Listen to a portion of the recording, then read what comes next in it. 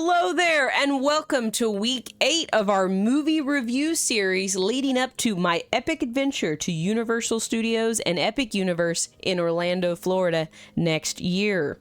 For this week's review, we are going to be watching The Creature from the Black Lagoon. Just like last week, this movie will be rated by 5 categories, and each one of those categories will be rated from a scale of 1 to 10.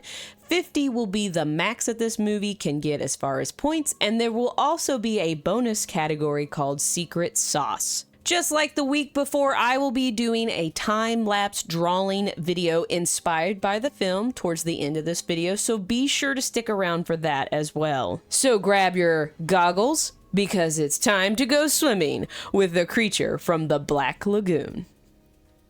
Deep in the Amazon River, a team of scientists ventures to the legendary Black Lagoon, a hidden and untouched tributary. There, they uncover a strange fossilized hand, human-like, but with webbed fingers. Evidence of a possible missing link between land and sea creatures. But what they don't realize is that the creature they're searching for is very much alive. From the shadows of the water, the Gill Man has been watching them all along. Expedition leader Dr. Carl Maya takes the fossil to his colleague Dr. David Reed, where he also meets Reed's girlfriend, Kay Lawrence.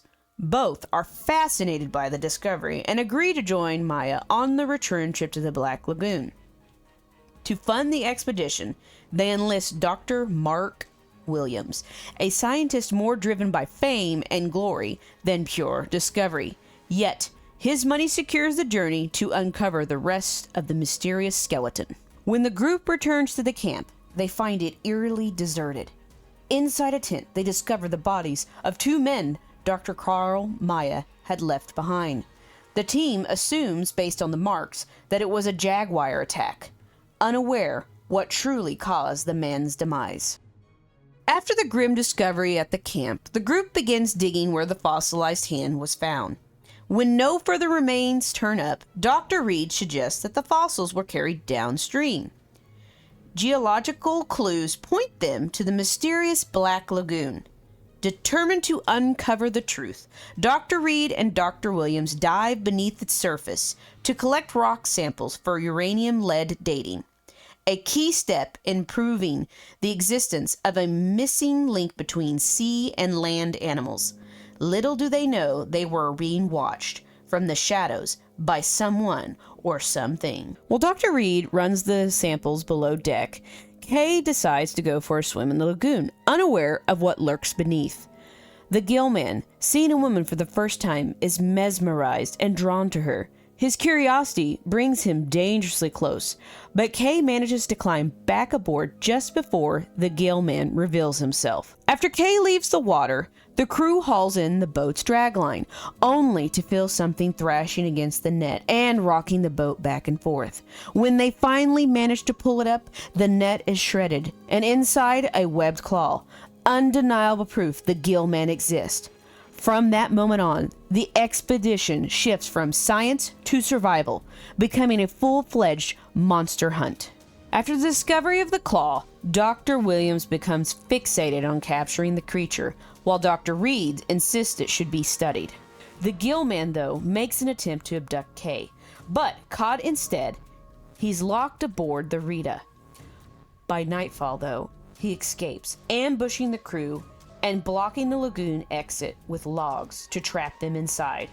In a fatal act of arrogance, Dr. Williams dives into the water to recapture the creature himself and is brutally mauled to death.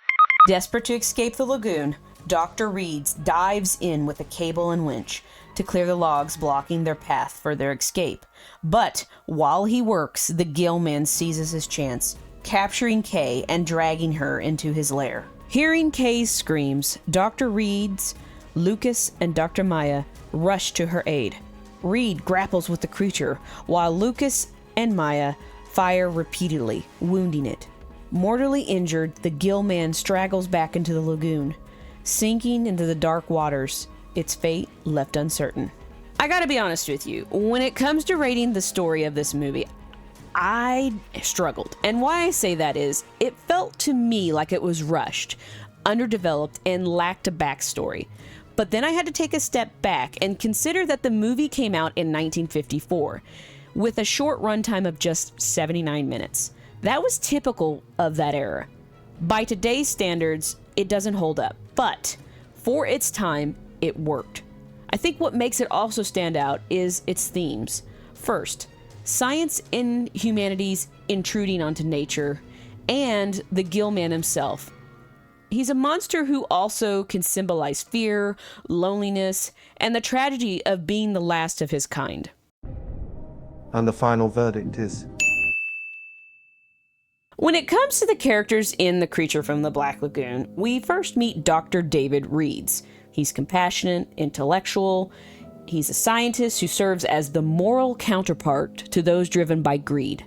Then we have Kay Lawrence, the female lead. She's independent, intelligent, and courageous.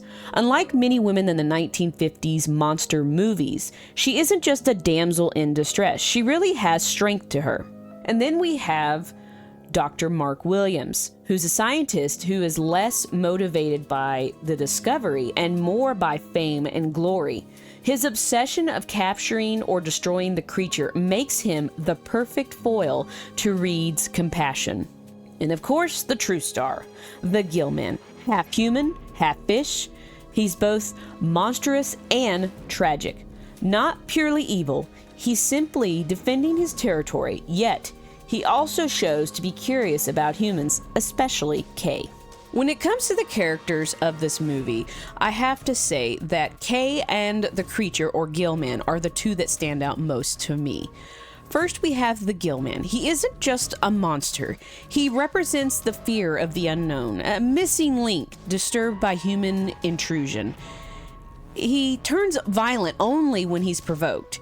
And like King Kong, he's a sympathetic villain.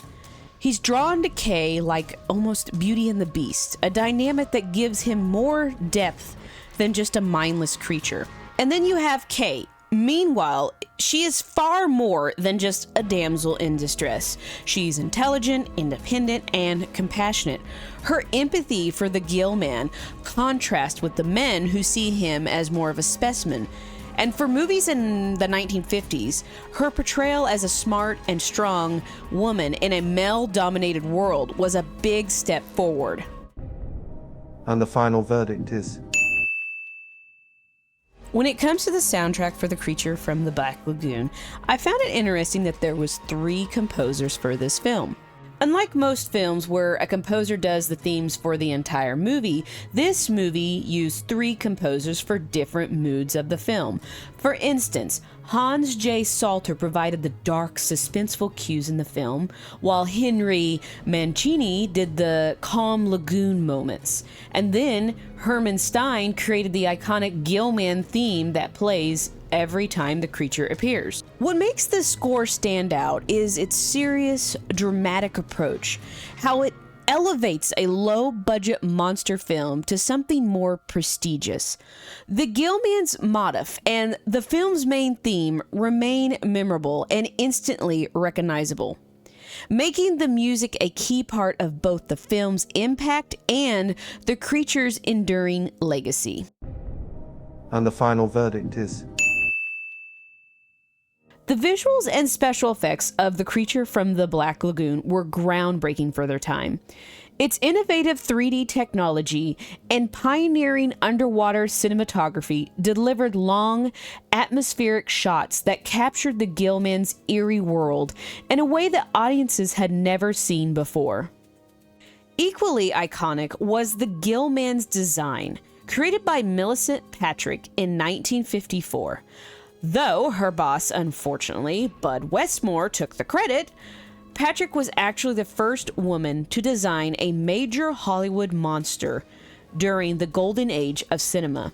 Her groundbreaking work went unrecognized for decades, only later restored to its rightful place in film history. Another thing that I found interesting was that the Gill Man was actually played by two different men. One was for land scenes and the other one for underwater scenes. And they could spend up to 14 hours a day in the hot rubber suit. And the final verdict is... When it comes to the cultural impact of this movie, it's undeniable that the creature from the Black Lagoon is a universal classic monster.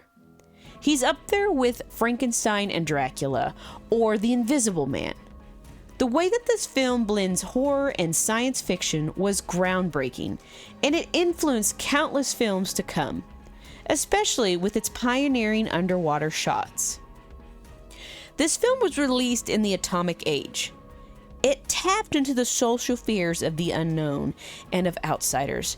Beyond that, the Gill Man became a pop culture phenomenon, showing up in comics, toys, Halloween masks, and even cameos in films like The 7-Year Itch and shows like The Monsters. Over time, he evolved into a symbol of not just fear, but also desire and loneliness. He inspired characters like Hellboy and even Marvel's Inhumans. This movie isn't just a monster flick, it's a cultural icon whose legacy still ripples through the film and media today. And the final verdict is... And now secret sauce time. Does this movie have what it takes to deserve secret sauce? Final score. Well, I hope you didn't get too much water in your ears from our little dip into the Black Lagoon. I know, that was terrible. This is actually the first time that I ever watched this film, and after doing research on it, I've come to respect it a lot more, and I can see why it's such a, classic monster movie. But let me know down in the comments, is this your favorite Universal monster movie? Or are you more of a Dracula, a Frankenstein, Invisible Man, the Mummy? I mean, there's so many. But let me know down in the comments. And also be sure to like this video and subscribe to this channel because we've got many more classic monster movies coming down the line for this spooky season. As they would say, I mean, it's September, but there's quite a few to watch. So anyways, I hope you all have a great week, and I will catch you in the next week's movie review. Bye. That's for you, Kai.